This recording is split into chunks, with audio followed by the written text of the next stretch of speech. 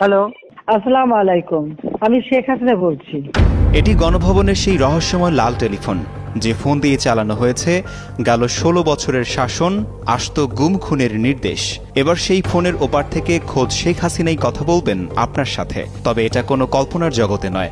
জুলাই স্মৃতি জাদুঘরে গেলেই শুনতে পাবেন ক্ষমতাচ্যুত প্রধানমন্ত্রীর সেই সব রেকর্ড করা ফোন আলাপ। এই দেশটা আমার বাপের, আমার বাপ স্বাধীন করে দিয়ে গেছে। আমি জানি এই দেশ আমি চিনি।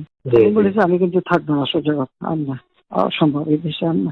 শুধু লাল ফোনই নয়, এখানে সংরক্ষিত আছে ১৬ বছরের দুঃশাসনের প্রতিটি ক্ষত, শহীদদের পরিধেয়ী পোশাক, শেষ চিঠি আর গুম হওয়া পরিবারগুলোর কান্নার সাক্ষী আয়নাঘর। এমনকি শেখ হাসিনা যে পথ দিয়ে পালিয়েছিলেন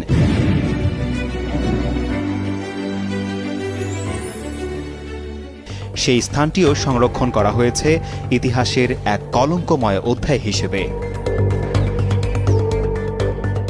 গণভবনে নির্মিত জুলাই অভ্যুত্থান স্মৃতি জাদুঘর পরিদর্শনে যান প্রধান উপদেষ্টা ডক্টর মোহাম্মদ ইউনূস।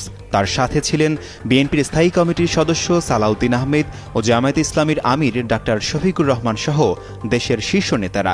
সেখানে অন্যতম আকর্ষণ হিসেবে রাখা হয়েছে একটি রেড টেলিফোন। দর্শনার্থীরা এই ফোনের বোতাম টিপলেই শুনতে পাবেন শেখ হাসিনার আসল ফোন আলাপের অডিও রেকর্ড, যা একসময় ছিল রাষ্ট্রের সর্বোচ্চ গোপনীয়তার অংশ। কারণ এই কারফিউ টারফিউ দিয়ে এরা কিচ্ছু করতেছে না, কালকে খালি লম্বা লম্বা কথা বলে গেছে। প্রধান উপদেষ্টা বলেন, এই জাদুঘর হবে জাতির জন্য এক আলোকবর্তিকা। জাতি যদি কখনো দিশেহারা হয়ে পড়ে তবে এটি তাকে সঠিক পথ দেখাবে। সেই নৃশংসতা যেন আর কখনো ফিরে না আসে সেই শিক্ষাই দেবে জুলাই স্মৃতি জাদুঘর। নির্বাচনের আগেই সাধারণ মানুষের জন্য খুলে দেওয়া হবে ১৬ বছরের ইতিহাস সম্মিলিত এই জাদুঘর। আশিকুর রহমান, যুগান্তর নিউজ।